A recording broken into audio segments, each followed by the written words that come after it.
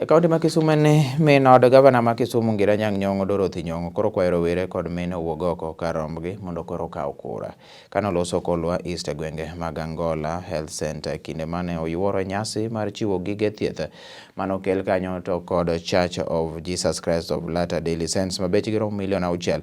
Mikai Dorothy olero ni koro mano e gir lweny mar yiero jotelo e pacho kae kane olose wachno yo machalo kamae. Ageno kabisa ni mine kod yudhe bro kawo kura. Nikech onego ng'ato ka ng'ato ng'e ni kura kikawo e kinyalo konyri in iwuon. Any development mitimo e county ni kata e sub county ni wuok gi kawo kura. Kiyiero ng'ama ok long'o ok ibi yudo development. To kiyiero ng'ama konyi kaka waneno Professor Anyang' Nyong'o konyo Kisumu County ma ji pako kuonde duto.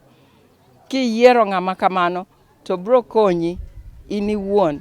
Konyi korka health ni, konyi korka business, konyi korka school, konyi e every area mar ngima.